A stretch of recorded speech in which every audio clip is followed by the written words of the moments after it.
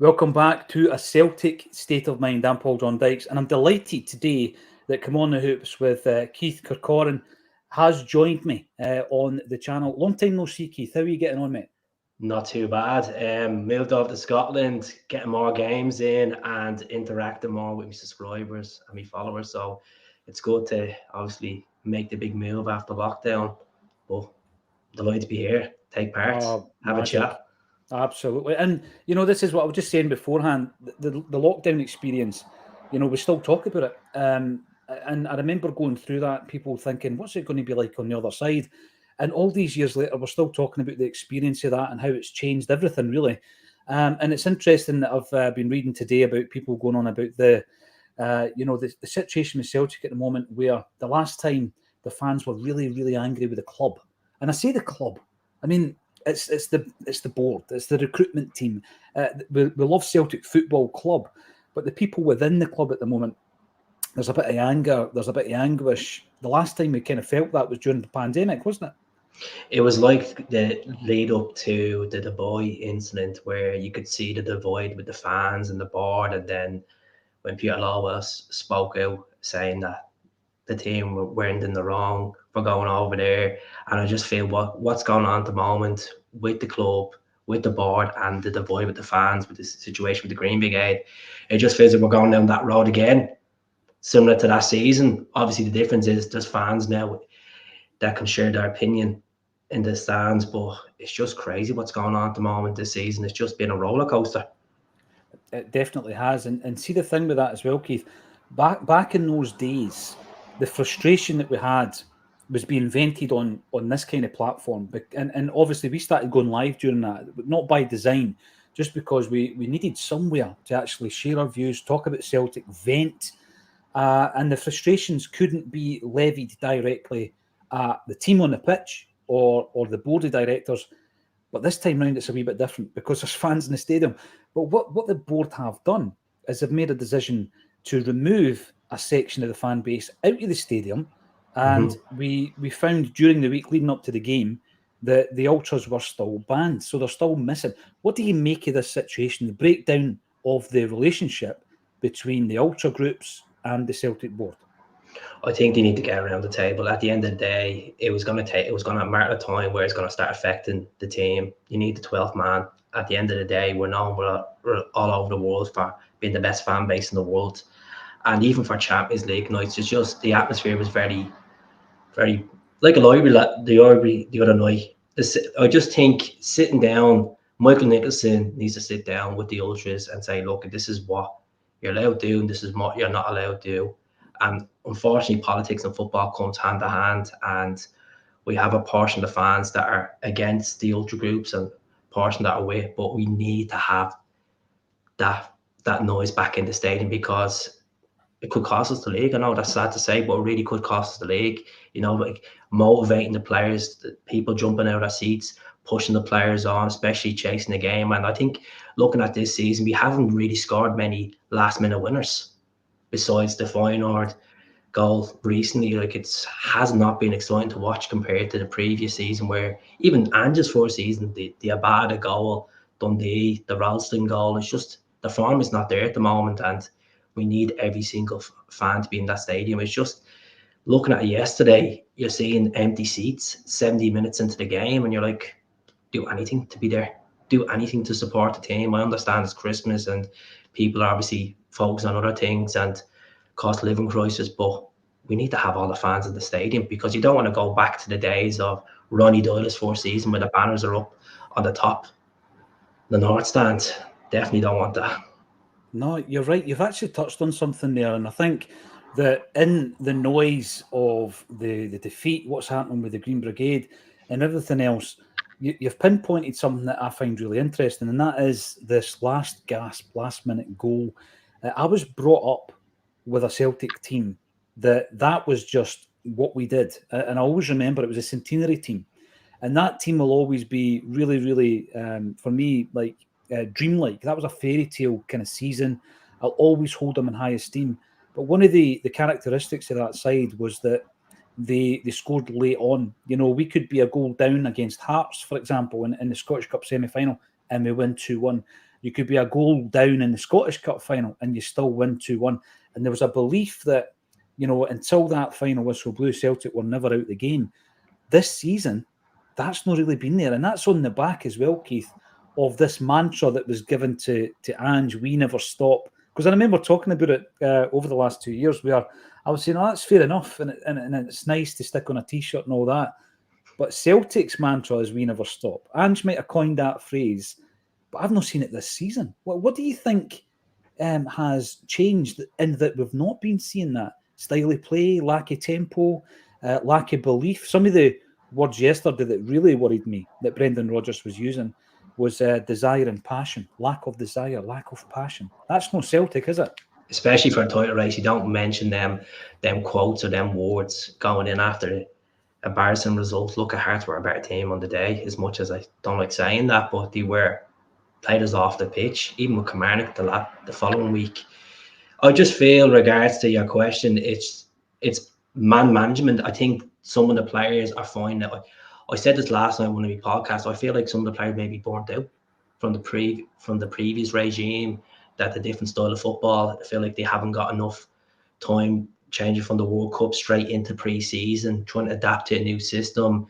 So many new players coming in as well. I know you were saying there's 28% of the squad is new recruits as well, and it's trying to get the manager to get his orders onto the captain and then trying to generate this on the pitch. It's just not working. It's like a handful of games so far this season where you can say, oh, they were good results. Celtic Park is not a cauldron anymore. Any team could take their chances against us. And that's the God honest truth. You look at St. Johnstone at the end of August, we had so many chances, but they had a plan and they stuck to that plan. And they were sitting 11th in the league at that time. Motherwell didn't win in 7 games, and they went and they took their chances as well. It's what I'm concerned most about is it's our defending. Like, I don't know what this plan of zonal marking is. It doesn't work with Celtic. You go back to the old school ways, man for man. There was no one on the back post for Shanklin's goal. And that just says, what's going on? Is it John Kennedy's taking a step back? Is because Brendan Rodgers has a different tactics compared to Ange? It's just really concerning at the moment what's going on with the team. And I don't want to sound like I'm panicking because there's a lot of football to be played for the rest of the season, but it's having that middleman between the board and Brendan. And I think the director of football needs to be brought into Celtic Football Club, because we haven't really talked about the director of football in the last 2 or 3 years. I think the reason we probably stopped talking about it, Keith, was Ange. I think Ange is the anomaly. Because he was saying, Ange was saying he was doing all the phone calls when he first came in. He was doing the recruitment. He was handpicking players from the J League. It's just crazy the way we've gone. It's very laxy-daisy, and as people are using the term, sleeping at the wheel. It feels like it. Yeah, it goes back to that famous banner. I'm going to bring this up because you know what? Part of the process here is to bring up opposing views. It's not an echo chamber where what we say goes. In 1967, Doc comes up. There's 300 boys missing. You're right. You now know how many official members of the Green Brigade there are, because we know that they're all banned. It's 200 odd members. Are the other 57,000 fans all mutes? Get a grip at blaming that. I'm not saying that is the exact reason why things aren't working this season. And it's all about having the different streams of influence. One of them is, let's say, the recruitment. Is it good enough? Has it harmed us, or has it benefited us? That's a conversation point. The other one is the relationship between the fan base and the club. Right, the Ultras is part of that. Another part of it, and I mentioned this on an earlier stream today, is, for example, fan media platforms like this. There's been a fan media platform that I'm aware of banned from Celtic. And there was fans yesterday who are not part of the Ultra movement because they were in the stadium and they were ejected from the stadium because they were remonstrating against the board. So I take your point. Yes, it's not about them. It's definitely not about the Green Brigade and the boys, the Ultra groups. And that's not the reason we're not winning games and performing. But when you're talking about margins, you're talking about last-minute goals, you're talking about positive energy, big games, nights under the lights, you're telling me that they don't make a positive impression? Of course they do, Keith. Of course, you look at in the past Champions League games, banners. You've obviously been criticised in the past for certain banners and certain views, but at the end of the day, they do a lot of work in the background, regards to charity work, food banks, helping people struggling this difficult time of the year. We just need to have everyone on board to be the 12th man. And as that point there saying, there's other fans in the stadium, but it feels like I hope Celtic Football Club don't go down the route of the English Premier League where it feels like it's a corporate attendance where Yeah. you have that tourist vibe to where people are just going for the selfie, just going for the match. They're not going for the whole experience week in, week out. And that's the worry. That's why the board could go like regards to Celtic as a marketing tool, go down that route of the EPL where, they don't care about the fans' feelings. It's just you're just a number, making up the numbers.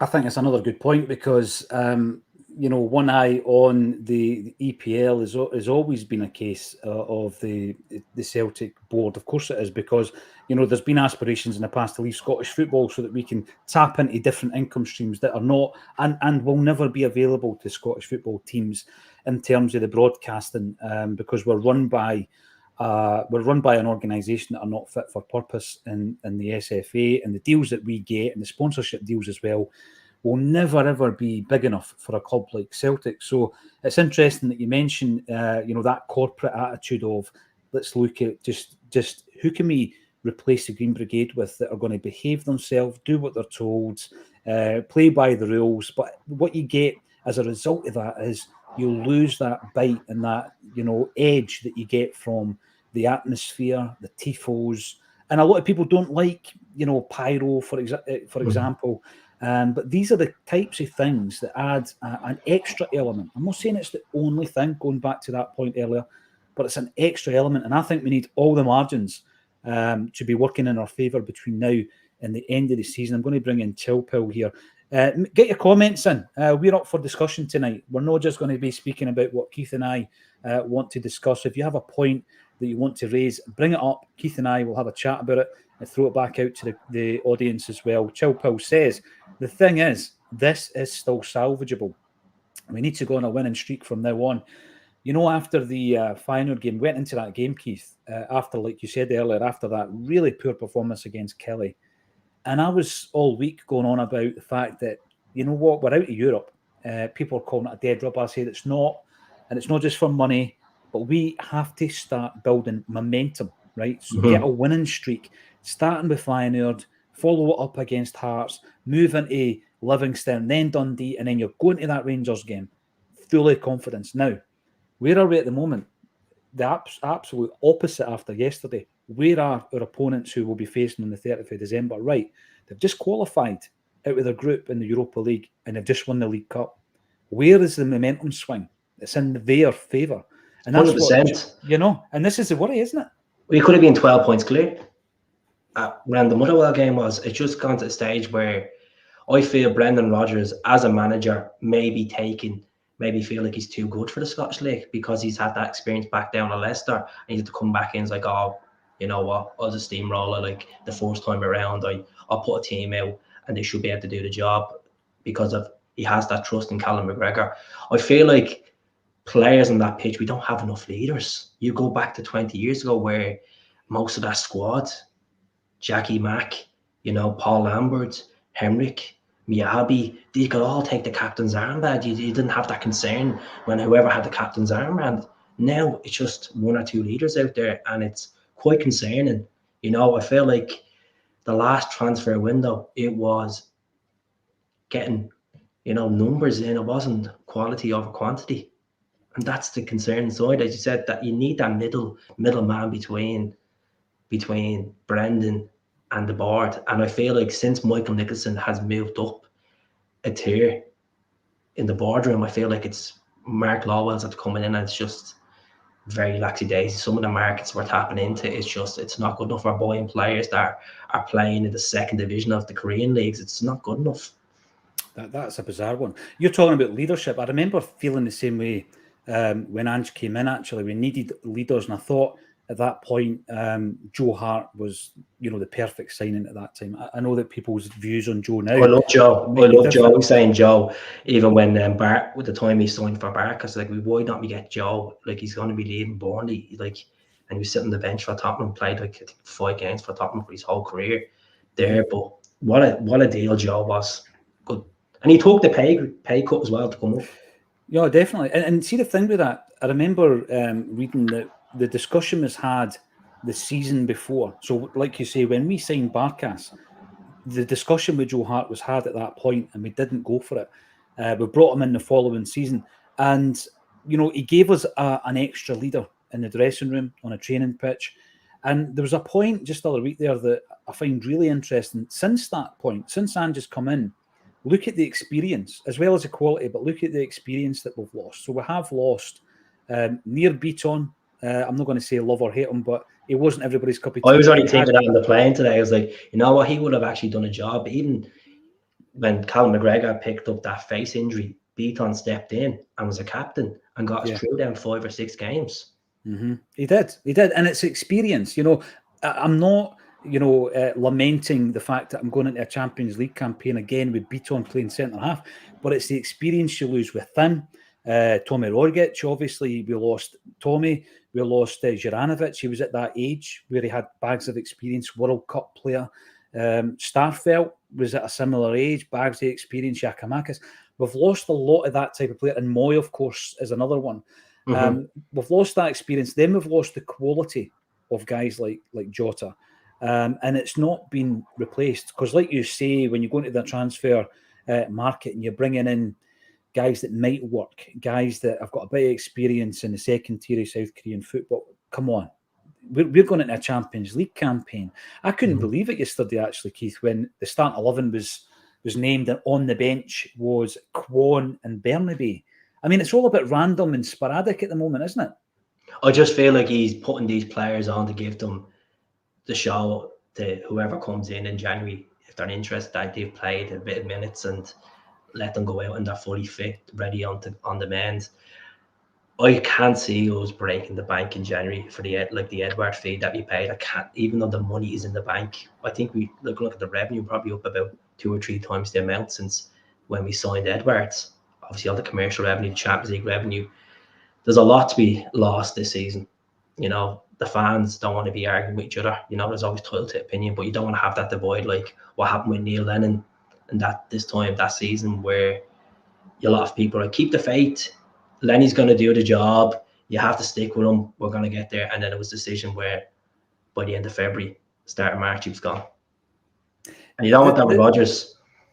The thing, right, is I'm kind of torn at the moment, because I wasn't one of the guys early doors jumping on the get Lenny out bandwagon. Absolutely not, because it was all recorded on these shows every single day. When I started talking about the fact that maybe we need to make a change, it was at Postecoglou.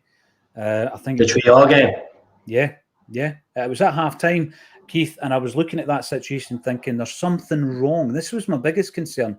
It wasn't that the results weren't going our way or that we weren't performing that well. You just had this feeling there was something wrong there. In the dugout. As you can see in the dugout. You can see there was a divide between him and Kennedy, and Strachan. It just looked like he was isolated. And I just felt like with Lenny, I felt like in the new year, he threw a lot of the players under the bus, and then you knew that the dressing room was lost. See that term, losing the dressing room. Earlier on the Celtic Way, Tony Haggerty was talking about it. And I want to have a wee chat about it, but I'm going to thank everybody that so far has participated in our 4th charity weekender. And I think what's happened here, regardless of the result yesterday, which none of us wanted to happen, what it has shown is that the Celtic community can come together for a good cause. We kicked off yesterday with the Celtic Cross Collective, which is Kevin Graham's band. And they're releasing an EP, which they premiered yesterday morning. That was followed up by a tribute by Chaz Nuki-Burden to Shane McGowan, the dearly departed frontman of the Pogues and the Popes. We then spoke to Scott from the Celtic Report, Michael Taggart from the Foundation Supporters Committee, Jim Orr and Des McLean from Bend It Like Bertie. Then it was Yatow and Liam Carrigan. I don't know if you caught that one, Keith. That entire hour was in Japanese. So that was for the Japanese fan base. Ah, fantastic. And it was a first. It was a first for Acsom. Laura Bradburn made her long-awaited return to Acsom with her new show, Thoughts on the Hoops. Then we covered the game, and we covered it live. It was followed up by Pierre Van Hooydonk, George Cadet, and John Collins. We did an interview with them back in October. And it's unedited, so it's raw, unfiltered. Go and have a look at it. I'm going to give a new edited, shiny version to you later on. And we wrapped it up at night, just with my thoughts on how the game had gone. We were going to do a live auction, but I don't think anybody was in the mood for it. And then today, Celtic Down Under have been on twice. They've given us another 2 hours of their time. A Celtic World. We also had myself and Kevin Graham with our reaction to yesterday's game, followed by the Huddle Breakdown, the Celtic Supporters Podcast, Colin Watt returning to Acsom, the Celtic Way, and then the Green Sunrise Podcast, Keith. And, you know, I'm going to say to people, go and watch some of these shows on the YouTube channel, because some of the content, I've obviously been sitting here when I'm not on, listening, making sure everybody's on at the right time, etc.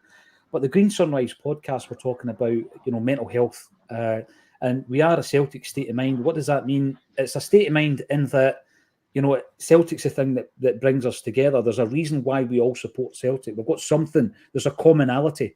But it also touches on the mental health aspect. And obviously, I'm not an expert in this, but if I can get people on to the show to talk about mental health, self-harm, suicide prevention, etc., then we will. So, you know what? Go and have a watch at that. It was 1 hour, and it was a bit of an education. So thanks very much to everybody.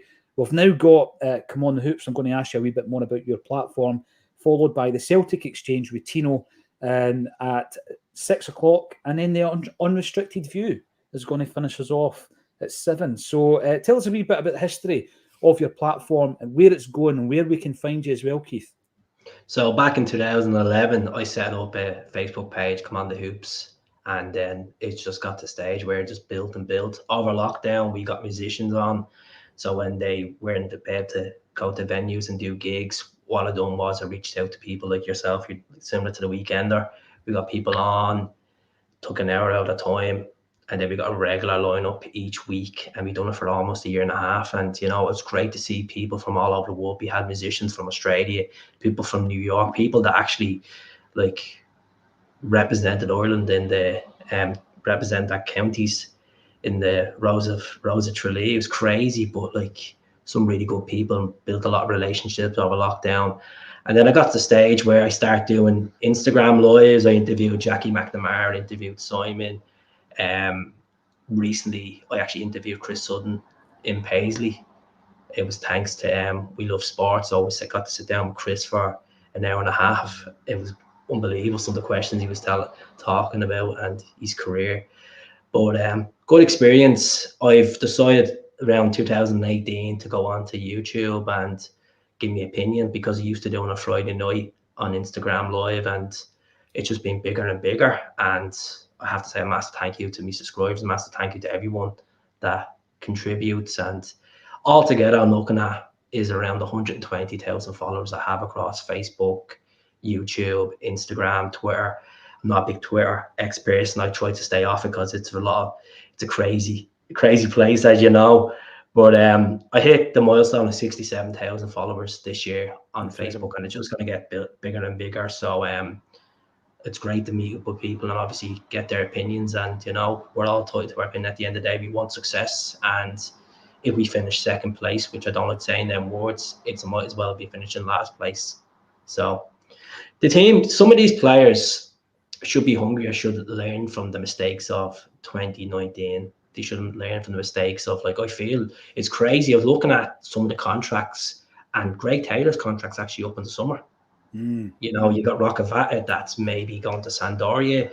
You've got the likes of David Turnbull, which, let's be honest, if the club are ambitious and Brendan wants to have a part of his plans, he would have tied a new contract up with him around the time Matt O'Reilly signed that deal.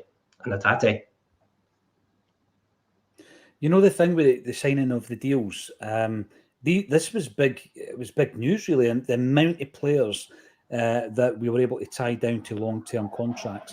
I remember thinking back to some of the speculation around what Ange was going to do with our squad when he went to Spurs, and he was going to sign this one and that one. And then people start to speculate about Kyogo being unhappy and because they only came over for Ange Postecoglou, etc. And then these players started signing long-term deals. And it was an absolute positive. It gives you that kind of nucleus to work with, Keith, and then you can supplement that by bringing in players to enhance the squad. And, recruitment, we've probably done it to death, the lack of quality recruitment signings in the summer. But I'm going to go back to the point that was made. This is salvageable. If you go on a run from now to the 30th, and you're going to have to win all the games, win all 3 games, get the 9 points, we're back in control, regardless of what Rangers do with their games in hand once they come round. Again, thanks to everybody who's been involved. But also, just to remind everybody, you might be tuning in for the first time over the weekend, or you might have been sticking with us over the entire 24 hours. I think we've done about 22 now. And I've got to say that, the response has been incredible and the donations are still coming in. There's a couple of ways you can do it. You can go to the GoFundMe page, which has been set up by wee Jamie's parents, Jamie and Bobby. Go and have a look at the GoFundMe page. The entire story's on there. But wee Jamie's 4 years of age. I've met the wee lads, and honestly, you look at him, you think to yourself, it could be anybody's 4-year-old kid. It could be anybody that this terrible condition would be afflicted upon, and it's non-curable. It's incurable. The only way that you can improve and enhance his way of life is by treatment. And unfortunately, that costs a lot of money because you don't get it in the UK. They've flown them all over the world, and it costs 60 grand every single year. And that's every year until there's a cure, and there's no guarantee that there'll be a cure. So it's one of these situations that I can't even imagine what the boy's parents are going through. He's a wee warrior, because the treatment isn't as though he just turns up and there's no discomfort and all the rest of it, and he's going through that. And if we can help them, we certainly will. We've done gigs, we've done live events, and we've raised as much as we possibly can. There will be a charity auction because you guys have been sending me loads of items, signed items, unsigned items that we're going to be auctioning off as well. Anthony Aiken has just thrown $19.99 into the pot. Every single penny that comes through on the channel, the Celtic Supporters Podcast, who have already been on, giving us their time, have thrown in £20 as well. Thanks, everybody, for getting involved, because if you do it through YouTube, every penny this weekend will go to the family as well. I'm going to bring up some more of your comments. Scandalous says, love it. What has happened to our club since Ange left? They have killed the atmosphere and killed off a treble-winning squad. Angry, not the word. Well, we did have a treble-winning squad, and at the end of the season, we lost a few players, Keith, and we lost Ange Postecoglou. But it shouldn't have got to the point where the drop in performance levels and the drop in quality is where it's at. We've lost the first trophy of the season. That's now in the Ibrox trophy cupboard. We're out of Europe, and we've blown a decent lead at the top of the league. I'm going to ask you yourself, obviously recruitment might come into this transfer window in January. What does Rodgers do at this point? Because I think he's come in, he's told us as fans, I'm happy with the recruitment structure. I wasn't happy with it before, but I'm happy with it now. I've been really impressed with it. He called the Japanese signings sensational. And now he's been presented with 9 players and he's barely playing them. Very, very few of them are actually getting in his squads, never mind starting the games. So where do we go from here? We cut ties with players that are not good enough to his level. I remember he said them words that he trusts the recruitment and he's happy. He was impressed since he was last at the club with the way the structure of the recruitment is, and obviously that was a part of Ange building the foundations there with the club. But he just needs to cut the ties with players that are not good enough, not at the level. Send them on loan, terminate their contracts, because we spent 7.5 million on Lag Bielka and Naroski, and so not be the same. And obviously this week there's been a lot of talk that Lag Bielka is meant to be transfer listed. Like, this is a guy that was nominated to be one of the best players in Sweden last season. Mm-hmm. It's crazy. And you got the other Swede that left, Starfelt. He's getting in the La Liga team of the week every single week now. It's madness. The drop has been pretty steep, to be fair. Lagerbielke is one of the ones where you think to yourself, right, there's an opportunity at times for people to find some kind of vindication. There's a resurrection this season in Liam Scales. We've seen it before with Tony Ralston. And, you know, if a player plays and he makes a positive contribution as Lagerbielke did against Feyenoord, you would expect him to at least be in the squad, yet he drops right out the squad. Keith, what does that do to the morale in the team, though, when it's almost as if nobody's safe? No one's safe. We don't have our best 11 at the moment. You can't pick your best 11 because it's so unpredictable. You say you got Lagerbielke that comes off the bench against Feyenoord, scores the winner, and then you're dropped to the following game against Hearts. There's no consistency. There's no structure. It just feels like it's rotation. And if you can't have a settled squad, you're not. And people are saying going on a win and run. We need to clear the house first, and first of all, clear out who actually wants to play for the short. I feel the gaffer has been missold the job, the perks of the job, and the reinsurances that he's being promised. I just hope it's not like the last transfer window he had in the previous term at Celtic, where it was just loan players. It was panic. You know, you felt like it was a bit of an indication when you seen that transfer deadline with Bernardo coming in, Phillips coming in. We don't want that. We want to get players in that are like maybe 24 to 28, so we can actually have a bit of experience, a bit of spine, because at the moment it feels like some of them players are just boys. They just don't have the experience. They're just coming to these games and they're getting frustrated. They're not have the confidence to take the ball up, take a player on, or, you know, they're second doubting themselves. And that's down to the coaching staff.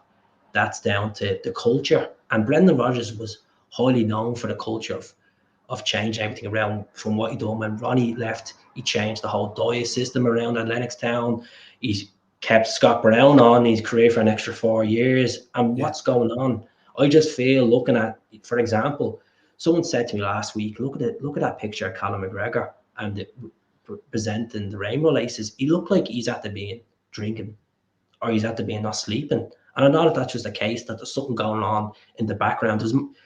We can understand you can lose games of football, but it's that passion, as we touched on. We don't have that passion within the squad. We don't have that fight where players are coming on and taking the scruff and say, look, I'm going to come off the bench, I'm going to score the winner, and I'm going to be knocking at that door on Monday morning and saying, you know what, trust me in the next game, start in the next game, because it just feels like the team is just drained and exhausted. I don't know if it's a case that so many games were played last season, they're going into this and they're not prepared.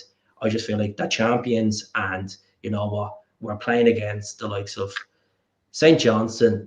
We can steamroll them, and we've seen the indications that even away to St. Johnstone a couple of weeks ago, they scored, and it's just the defending. It's atrocious. We don't have, besides Scales playing well and Carter Vickers playing well, we can't guarantee. It's just in January, we have an Asian Cup coming up, and I don't know if Kyogo will be picked, if Atate will be back. I know more like Maeda will be on the plane because the Japanese manager is a big fan of Maeda.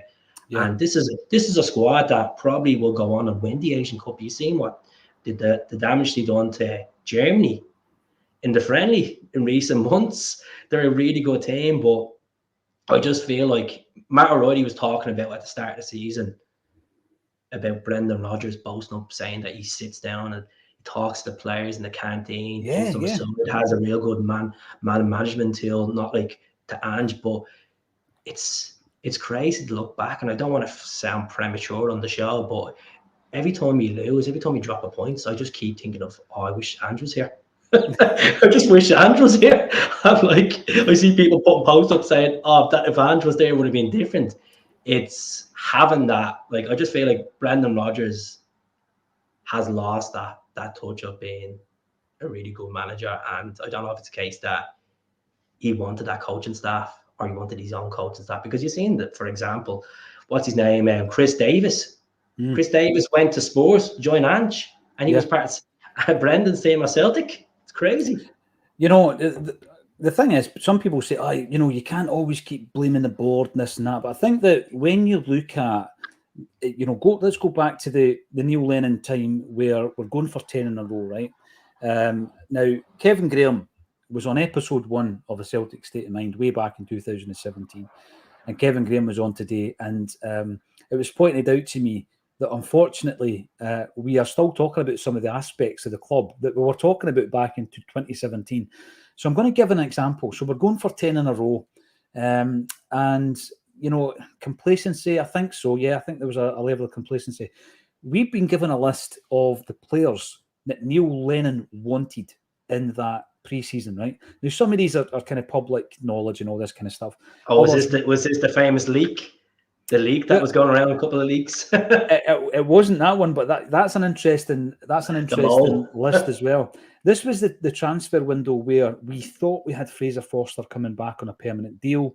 We left it too late. In the interim, we allowed Craig Gordon to go to Hearts. Forster decided not to come back up, and then we signed Barkas. So the list of players that Neil Lennon wanted were as follows. Now, some of them will surprise you. So Fraser Forster, we knew about. Ivan Toney, we knew about. So we wanted Forster, we got Barkas. We wanted Toney, we got Ayeti. The other ones, Danny Drinkwater, James McLean, Charlie Mulgrew, and Robert Snodgrass. These were the players that Neil Lennon wanted for us to go for 10 in a row. And how many of them did he get? He got none of them. So the board that was in place at that moment in time, there's not been a massive amount of change. Ian Bankier was the chairman at the time. Peter Lawwell's now the chairman. Peter Lawwell was the CEO at the time. Michael Nicholson's now the CEO. And there's, I think, been one addition to the board of directors. So the manager's got a clutch of players that he wants, Keith, and he's presented with other players, and it doesn't work. After that season, Ange comes, and this is why I keep saying Ange is an anomaly, because he was so demanding, particularly in that first season, that we didn't just have the scattergun approach or bring in loads of guys in that might not be fit for purpose because, you know what, your record's no great from last season. And he starts getting players that he definitely did want. We know that obviously the Japanese players were identified by Ange, but he was also working closely with others and bringing players in. So it worked in season 1.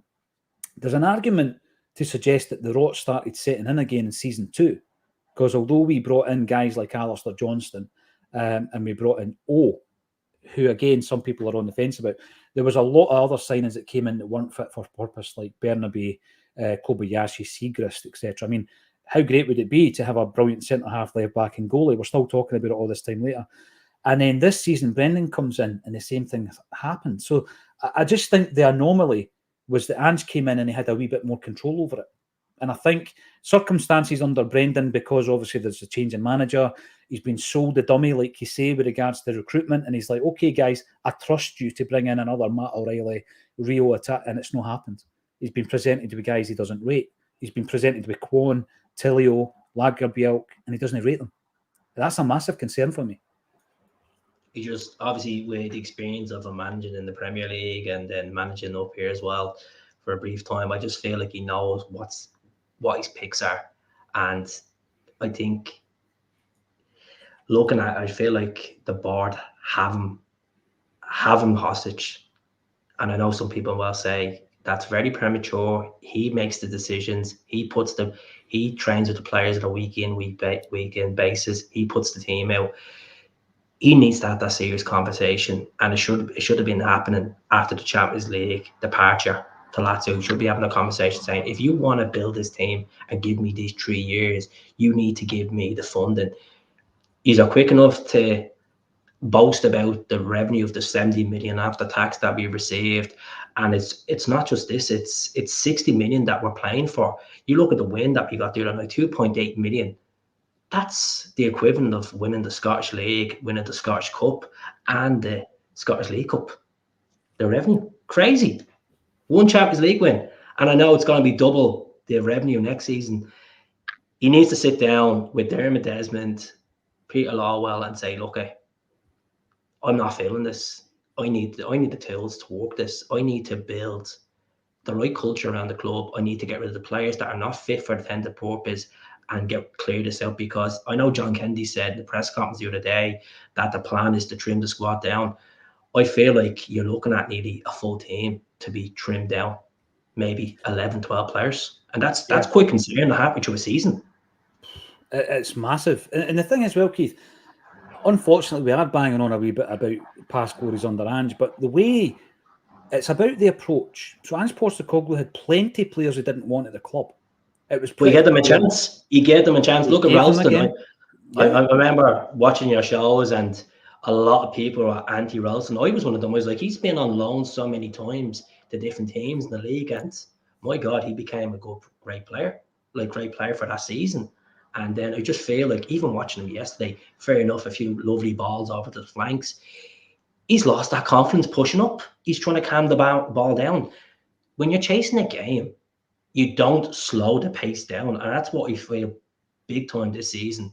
The pace of the style of football is really, really gone down a level, and teams are just going to sit back and they're like, you know what, they're going to take a lot of possession from the back. We'll put one person past the halfway line and just park it. And you look at David Martindale, he's taking points off us at Celtic Park, even when Ange was there, and even in the past, it's just, I'm not confident that we're actually going to pick up results over the Christmas period, and I want to go in and say let's do this. You said the time has changed. That team across on the other side of the Clyde, their heads will be up now, and they'd fancy even taking a draw against us at this rate at Celtic Park, because they know that their confidence is drained. And Brendan Rodgers, yeah, he pulled out a good result at Ibrox, but the evidence is there that it feels like we're not playing as a team that's top of the league. We're playing like a mid-table team with the results and the points we're dropping.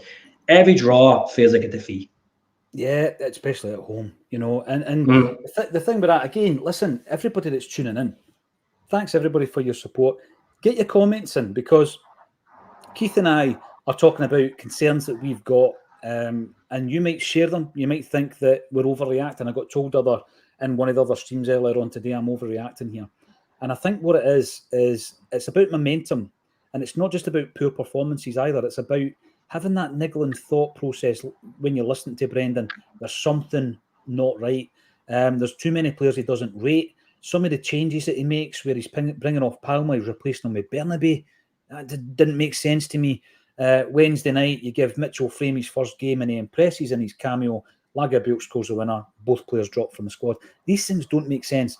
So it looks as though there's a bit of trouble behind the scenes. Chilpill, $9.99 going to Jamie Tierney. Thank you very much for your support. And Craigie, you've already been donating it today, and you've just thrown in another tenner because the CSP podcast donated £20. But you're out if they keep putting money into the pot. Jamie Tierney's family will be absolutely delighted with the contribution. Thank you very much. Here's a question here from the Celtic Supporter Podcast. 3 positions to strengthen in January, Keith. If you were given 3, because we know, listen, the January transfer window is not going to be like the summer one. There's less time, there's less availability. You're not going to bring 9 players in. If you're able to bring 3 in, where do you prioritise? Oh, there's like 4 or 5 positions we could strengthen, and that's the concerning aspect. If you said to me back in the end of October, I would have said 3 positions. But looking at the evidence of how weak we are, European level, domestic level, first of all, a goalkeeper. My eyes, I've been saying this. We missed out on the Croatian keeper, Lukovic. He ended up going to the Turkish league. Now, that's a guy who would have been a gem. We'd have got that guy for 7 million. No ambition from the club. They put a approach in, but talks broke down and Fenerbahce came in. Andre Lunin would be an ideal bet. He's the Real Madrid third choice keeper at the moment. His contract is up at the end of this season. Now, he's playing because Courtois and Kepa are now injured, but this is a guy that we should go in and break the bank for 8 or 9 million straight away. Joe Hart has went past that. Joe Hart's only in that team because we're lacking leaders, and he doesn't trust Scott Bain or doesn't trust Seacrest to the level of Joe Hart being experienced. No, there's no doubt about it. And by the way, a lot of the time I'm looking at the leadership over the performance, because he is the best of the 3 that we've got, but that doesn't make it right. Livakovic, it's going back to that point I made. Lenny had a list of players, and I'm not standing up, the performances weren't there, but it's circumstances. Lenny had a list of players he wanted. He didn't get any of them. Brendan Rodgers has, in press conferences, suggested that there were 4 players of quality that he wanted, or he told the club he wanted 4 players of quality, and the summer he didn't get them. So it's kind of like history repeating itself. And I was going to say that to you, right? What I was going to say was, you look at Brendan Rodgers, even when he was at Liverpool, there was players like Balotelli, Moreno that came in. He didn't want these players, and the club just decided to bring these players in. And I feel like that's happening. I feel like he's not picking up for himself. He's not being stubborn and saying, "Look, this is what I want." I feel like he lets the board dictate the big moves, and he doesn't have a say. It happened at Liverpool, and that's what you got to do. I know you're at good connections with a couple of Liverpool podcasts, and they'll say the same thing. Yeah, Only you're second right. last season, they went there, they spent a fortune. It was when they ended up not winning the league. The following season, he went out and bought the likes of Balotelli, and he came out and said Balotelli said it was the worst manager he's ever worked under, was Brendan Rodgers, and he never wanted to play for Brendan Rodgers. The thing with that is you start asking if it's not Rodgers' player, or if it's not a player that Rodgers fancies, does he just disown them? You know, Balotelli, like you say, it does. Though. It does. I know he's a troublesome player. He's had trouble wherever he's gone. Balotelli, undoubtedly a talented player, but he probably could have, achieved a lot more in the game, and he did all right. Let's be honest. But you're right. It was almost as if he disowned them. Balotelli now says he's the worst coach he's ever played under, etc. I think if I was to choose three positions right now, I'm looking at. I probably also change the way that I actually play in terms of the shape, Keith, because even yesterday, Hearts, the two goals that they scored, we should defend the cross better for Shanklin's header. Mm-hmm. He took it really, really well. And although the free kick, in my opinion, wasn't a free kick, the boy's taking it brilliantly. Kingsley, it's a great free kick. I know people are going to criticise Hart for it, but two very good goals. But in terms of their attacking prowess, I at no point did they put us under wave after wave of attack, to the point where I'm looking at Alistair Johnson or Tony Ralston, and I'm looking at Taylor going, wow, they've been really pressed. They were never, ever pressed. Why don't we play? We've got so many centre-halves now. Why don't we change it to 3-5-2, flood the midfield, play with two up top, and then with the two up top, you might start seeing a wee bit more of the Kyogo that we grew to admire in the first two seasons that he's been at the club, because he's been a shadow of his former self this season. I don't think Kyogo and O go hand in hand together, to be honest. And I just feel like Kyogo is always dropping back, and he's like always the main man. It breaks me heart to see the way Kyogo was like, come on, 34 goals last season, and he hasn't scored. He scored 1 goal in 11 games. It's obviously man management. It's obviously the system's not working for him, and I don't know if it's the case. You see that he conserves his energy. He's not chasing the way he was with Ange ball. He's not chasing everything down. I remember his first home game against Dundee, and he's cleared the ball, and the stadium went absolutely nuts because he was getting stuck in. And we don't see that with Kyogo anymore. It just feels like, I done a post on one of my social medias the other day saying what's going on with Kyogo. So I done 3 options. I said, is he missing the Abada Jota effect? Is it poor management, or is it just lack of confidence in a player? And 30% of people said Jota and Abada effect. It's crazy. The stat that shocked me, Keith, was Alan Morrison, who said that this season, this was about a week ago, this season, the amount of crosses that found Kyogo in the box from Palma and Yang all season was 4. Only 4 times they found Kyogo in the box with a cross ball. Now, I think back to Abada, I think back to the days of Jota, and the way that he had chances to the point where he might have had 3 chances to score a goal, but it wasn't a concern because you knew that more chances were going to be created. Mm-hmm. And to be fair, I think against Feyenoord and Hearts, there were chances created, and he's now off form. There was the dink over the top. I think it was actually Palma, ironically enough. Dink over the top. He gets on the end of it, but he doesn't make the connection. And you think, Kyogo scores that goal, that's a completely different game yesterday. The whole thing's opened up. The Hearts game plan of defend goes out the window. They need to open up to try and get back into the game. And that's, to me, that is what your talisman does. When, you need that goal, he'll burst the net. And he's not been doing it this season. On the flip side, the game that really is pivotal this season is the game at Ibrox where we win 1-0, and it's him that scores the goal. Champions League, he scored 2 phenomenal goals in the Champions League this season. So there's the reminders there that the player that we knew and loved, like you say, is still there. Why is he not coming? Why is it not coming out more regularly? I don't think the answer was to drop him, Keith. I don't think when it comes to your man management option, I think that's bad man management. How's that going to get the best out of a guy like Kyogo? We don't, always a good physical player. That's what I feel like. We haven't replaced Giakoumakis in that department. We don't have that physicality up front. And Kyogo is I just feel like he's afraid to get stuck in. I feel like that shoulder injury is always in the back of my Is head. that still bothering him, do you think? I think so. I think Yeah. if it's a case that needs to be dealt with, like Carter Vickers when he had to get the surgery, let him go and get the surgery. Let him get sorted. But you look at last week when he against St. Johnstone, you just know when the ball's coming to him, you don't have that jump off your seat, he's going to score because he's lost the confidence. What about the player, a player like David Turnbull at the beginning of the season? He actually starts the first game against Ross County, scores 2 goals, gets the man of the match. After the game, Matt O'Reilly goes on about the fact that he should have been playing more often. That, we spoke about that at the beginning of the season. Wow, Ange hasn't played him enough and all this kind of stuff. But since then, even though he started yesterday, he was hooked at half-time, not for the first time this season. And again, there's a player who has got undoubted talent, Keith, but he's just not doing it. It's as if there's certain players Rodgers can't get a tune out of, and I think Turnbull, more often than not, is one of them. That's a concern, but at the same time, I think he's leaving in January. Oh, 100%. And look, I wish him the very best. Like, he's some really good moments with David Turnbull, and I just think the midfield department, we just don't have an engine in that midfield at the moment. We're playing a captain in the position. Yeah, fair enough, we played that position for the 2 years under Ange and we got success. We all know Callum McGregor's more effective attacking. We've seen it when he changed it around in the last couple of games, and when he's been playing that 6th role when Awate has been injured. Obviously, he picked up against Feyenoord. You look at Odin Holm, like, there's a player there. He just needs time. Players need time to adapt and play. But some fans have copped on, like, that player's not good enough. This player isn't good enough.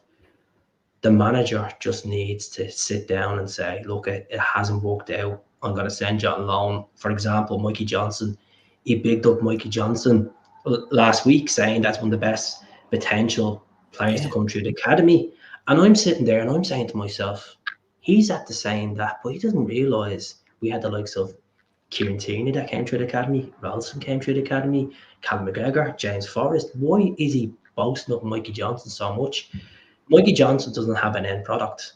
It's like, I don't want to sound insulting towards Mikey Johnson. I feels like he's a massive downgrade to Aidan McGeady. He tries to play the Aidan McGeady style of football. It's not working for him.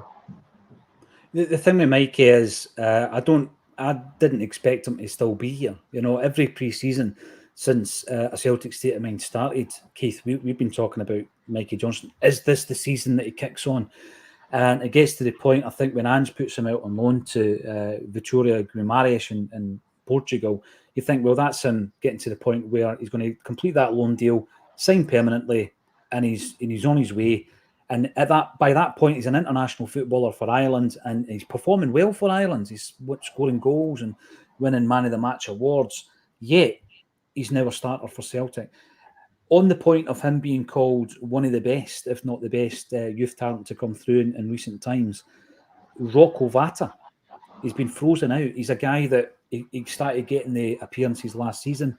And I asked myself, would he be any less effective than Mikey Johnson? And I don't think he would. Yet he's not going to get a game. I think Rocco Vata is going to be like a Ben Doak. He's going to go, if he goes to Serie A, you've seen the amount of Scottish footballers that have jumped to Serie A in recent times and they're doing well over there, like Bologna and other teams. I think Celtic really need to get it together. I know Karamoko, we had a situation where we boasted up Karamoko de Bele and he ended up going to France and now he's playing for Blackpool on loan.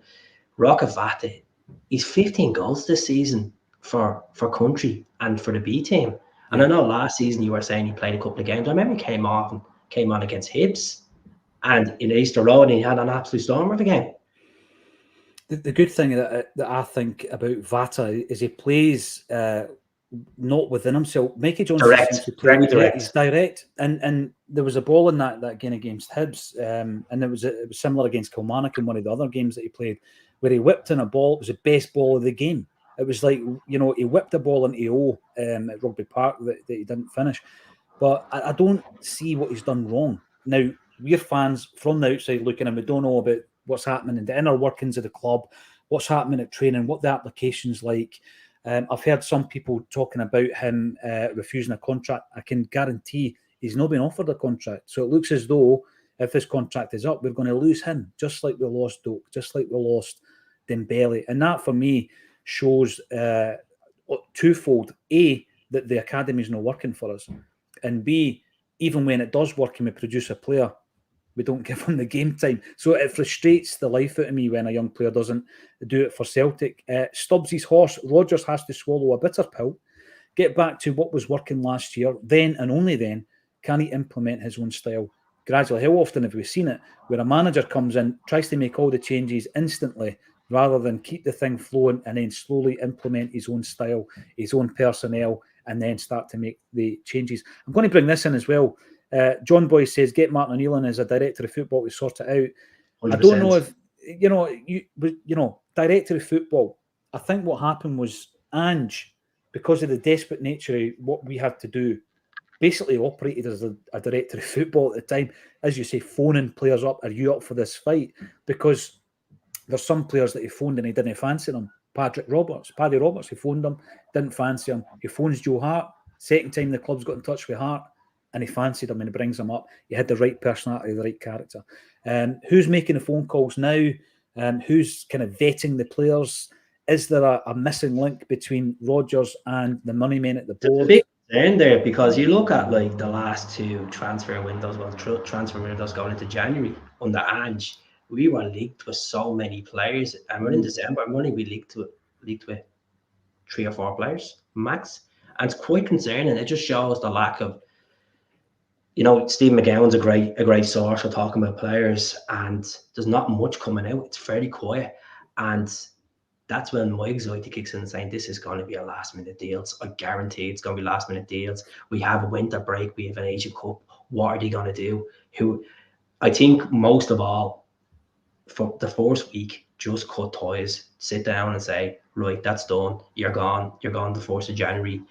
Let's go off. I know it's very hard to shift players at times because other teams may not be interested, but we got a midfielder there that's collecting 25 grand a week and hasn't featured once for Celtic this season. James McCarthy, playing for the B team yesterday against East Kilbride in the 5th tier of Scottish football.